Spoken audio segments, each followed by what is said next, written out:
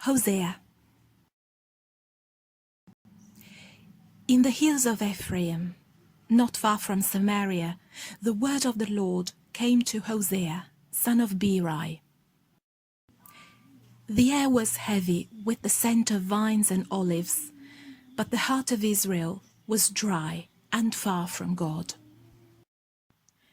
Go, said the Lord, marry a promiscuous woman and have children with her, for like an adulterous wife, this land is guilty of unfaithfulness to the Lord.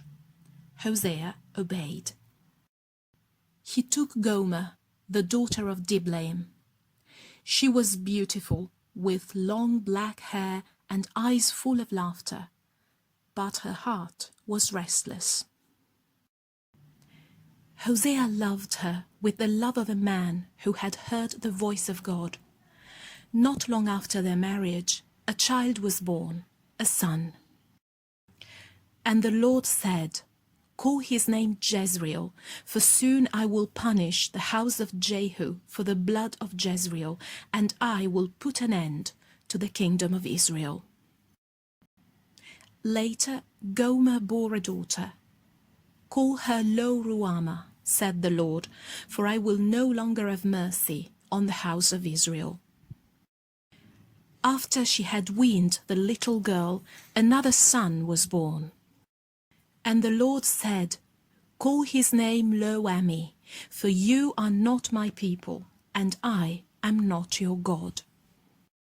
These children grew in the small mud brick house of the prophet, and their names were like signs to all who passed by. Jezreel ran among the vineyards, Lo-ruhamah played with wild flowers, Lo-ammi clung to his mother's skirts, but Gomer's heart wandered. The voices of the city called her, the merchants, the perfumes, the bright robes, and the wine. She slipped away from her home, seeking the gifts of lovers who promised her bread and oil. Hosea's heart broke, yet the word of the Lord came to him again. "Go. Love a woman who is loved by another and is an adulteress, even as the Lord loves the children of Israel, though they turn to other gods." He went through the crowded markets, searching. At last, in a place where women were sold, he found her. Her beauty was dimmed, her spirit worn thin. Hosea paid the price, 15 shekels of silver and a measure of barley. He covered her with his cloak and spoke gently.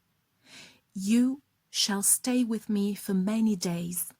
You shall not belong to another man, and I will be yours." He brought her home. He showed her mercy.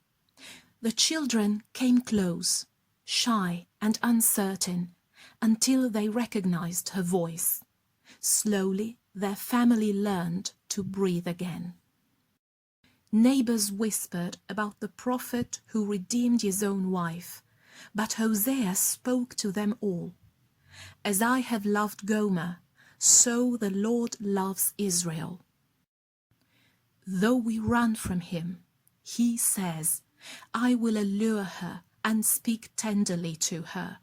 I will betroth her to me forever in righteousness and mercy." And to those called not my people, he will say, "You are my people." In time, the house of Hosea became a place where mercy was known. His family, once a sign of judgment, became a living picture of restoration. On evenings, when the wind moved through the olive trees, Hosea would sit beside Gomer as the children slept. She would rest her head against his shoulder, and he would think of the God who never lets go, whose love is stronger than betrayal, and who calls his people home.